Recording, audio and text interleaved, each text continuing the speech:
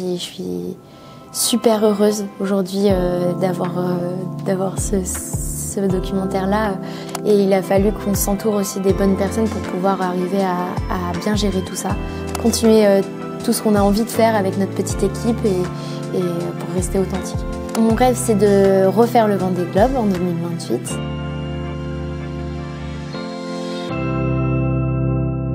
Bonjour Violette. Bonjour. Déjà, est-ce que tu peux nous expliquer un petit peu d'où te vient cette passion pour la voile? Comment tu l'as un petit peu explorée au fur et à mesure des années? Alors j'ai commencé à voile très très tôt, à l'âge de 7 ans. Et en fait, très rapidement, je suis rentrée dans le milieu de la compétition jeune. Et après, jeune haut niveau, donc c'est-à-dire que j'étais en sport-études. Je partais faire championnat de France, Europe, monde. On représentait la France à l'étranger, etc. Et ensuite, donc pendant mes années de lycée, j'ai aussi monté 2 projets qui étaient un petit peu en dehors de la compétition. C'était un défi de traverser de la Manche en optimiste et traverser du détroit de Gibraltar en optimiste aussi. Et là, je me suis découvert un peu une passion pour le fait de monter un projet et aussi le fait de partir à l'aventure et se lancer des défis.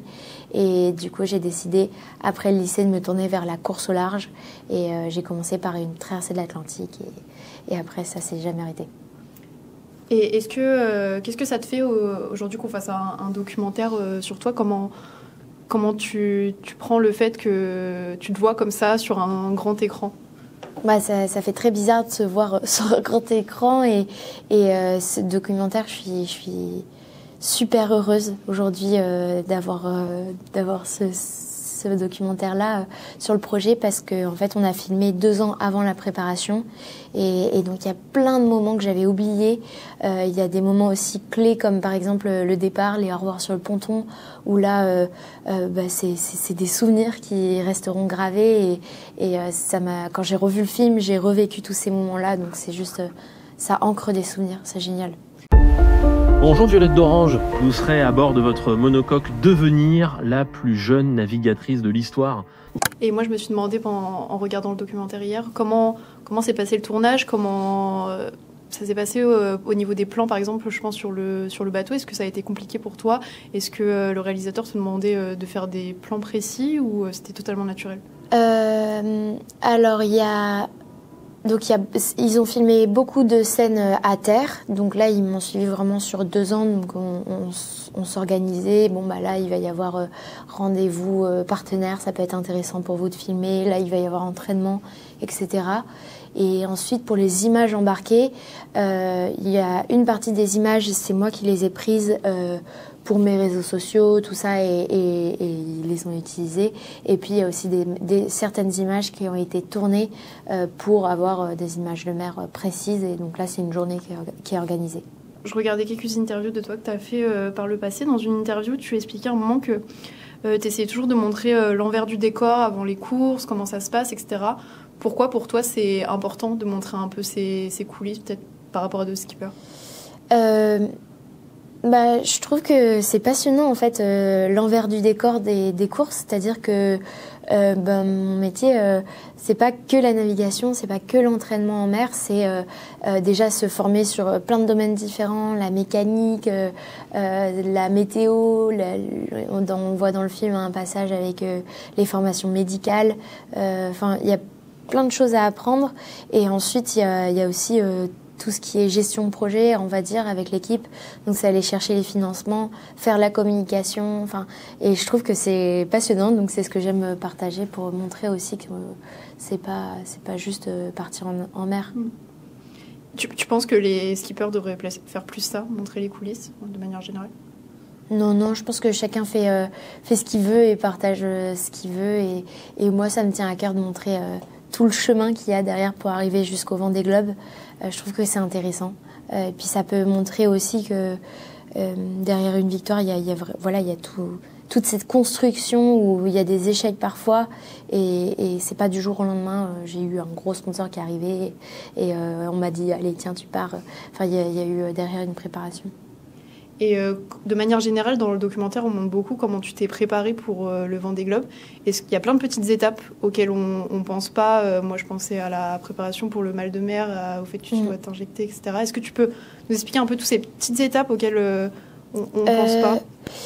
Alors déjà, pour se préparer au Vendée Globe, il y a toute la partie qui est gestion financière, qui est très très longue et qui prend beaucoup d'énergie, parce qu'il a fallu trouver les sponsors. Et une fois qu'on a des sponsors, il y a beaucoup d'obligations, donc de conférences, on organise des soirées partenaires, on les fait venir naviguer. Donc il y a toute cette partie qui prend beaucoup de temps dans le métier des skippers. Ensuite, il y a toute la partie préparation, donc formation médicale. Là, on a des diplômes à passer pour être apte à partir sur le Vendée Globe. On a aussi, on voit pas trop dans le film, mais il y a la préparation autour de la météo, autour des logiciels. Enfin, on a plein de choses à apprendre. Et ensuite, il y a toute la partie qualification. Pour réaliser le Vendée Globe, il fallait que je participe à 4 traversées de l'Atlantique.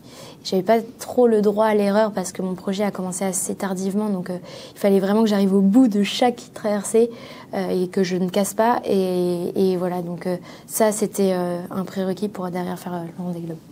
Je voulais savoir déjà, Violette, on est dans les locaux, mais comment est-ce que tu as réagi quand Disney a demandé à mettre ce documentaire sur sa plateforme? Comment est-ce que tu as réagi quand tu as appris ça? Je trouve ça génial, c'est Disney+, c'est vraiment c'est une plateforme qui est grand public, qui touche un peu toutes les générations, mais aussi les plus jeunes, et donc c'est juste fabuleux parce que ça va donner une visibilité au film, c'est génial. Puis c'est vrai, en voyant, on a suivi aussi ton Vendée Globe, ces 3 mois en mer, on voit tout le parcours initiatique qu'il y a en amont. On a le nom de documentaire qui s'appelle Devenir, à l'image du nom de ton projet pour le Vendée Globe. Est-ce que tu as le sentiment que tu t'es un peu accompli avec ce Vendée Globe en revoyant les images de ta préparation en amont? Est-ce qu'il y a eu une Violette avant et une Violette après cette épreuve? Il s'est passé quand même un truc assez fou dans ma vie, c'est que j'ai ramé pendant des années, et vraiment, mais jusqu'à 3 mois avant le Vendée Globe, on savait toujours pas si on pouvait partir. Enfin, on n'avait pas de sponsor, c'était vraiment la galère. Enfin, on avait un budget, mais je veux dire, mais on n'avait pas complété le budget jusqu'au bout, et du coup, c'était des années où il fallait mettre de l'énergie et beaucoup d'engagement, et un peu en une année, il y a tout eu, quoi. En une année, il y a eu les premières courses. Donc pour moi, c'était la découverte d'un support. Je passais d'un bateau qui faisait 10 mètres à un bateau qui fait quasiment 20 mètres. Et la découverte du milieu aussi, avec des personnes, des grands noms des navigateurs qui devenaient des concurrents.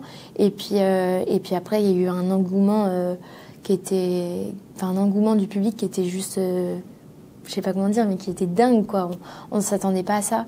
Et du coup, oui, il y a eu quand même un changement en un an qui a été vraiment vertigineux. Et c'est une chance, c'est une opportunité pour la suite, pour continuer à faire rayonner des beaux projets, aussi avec les fondations Apprentis d'Auteuil. Là, maintenant, ça va être Mécénat Chirurgie Cardiaque. Donc, c'est juste trop génial. C'est une victoire pour toute l'équipe. C'est vrai qu'il y a un engouement, on a vu une vague populaire qui a suivi ton aventure, notamment sur les réseaux sociaux. On a vu ton arrivée qui était absolument incroyable, avec des dizaines de milliers de personnes sur le chenal de Port-Olona. Et comment est-ce que tu gères justement cette nouvelle notoriété depuis que tu es retourné sur Terre, depuis maintenant à peu près 2 mois? Comment tu gères ça? Quand on est arrivé, donc il y avait beaucoup de demandes médias, et aussi maintenant il y a beaucoup d'entreprises qui nous contactent, et donc nous on était une toute petite équipe, et il a fallu qu'on s'entoure aussi des bonnes personnes pour pouvoir arriver à bien gérer tout ça, parce qu'on était un peu sous l'eau honnêtement en arrivant, et voilà, donc on a pris des personnes en plus, et l'idée c'est de pas tout changer non plus, et de garder la même ligne, c'est-à-dire continuer de faire partager les mêmes choses sur les réseaux sociaux, enfin vraiment continuer tout ce qu'on a envie de faire avec notre petite équipe, et pour rester authentique. Parce que c'est vrai qu'on voit que parmi cet élan populaire, il y a beaucoup aussi d'enfants. tu es devenu une source d'inspiration aussi pour les maternelles, pour les petits. On a vu hier dans la salle à l'avant-première beaucoup d'enfants qui étaient dans le public. Comment est-ce que tu gères aussi ça? Il y a une forme de responsabilité qui se crée derrière ça. Comment est-ce que tu gères aussi cette pression liée aux personnes qui te suivent, qui sont petits pour la plupart?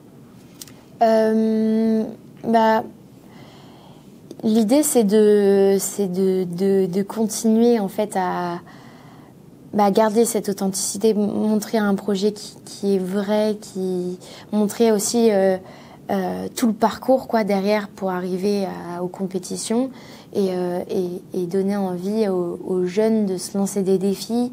Il y a beaucoup d'enfants qui suivent le projet et c'est il y a plusieurs choses. C'est soit parler de l'océan pour tout simplement donner une bouffée d'air frais à des personnes qui ont envie de parler d'autre chose et parler de ça, de la mer, et puis parler du côté compétition, de la performance, et puis après parler de la gestion de projet, comment on monte un projet, comment on se lance à des défis, peu importe la taille du défi. Enfin voilà, il y a plein de similitudes et j'essaye de partager tout ça.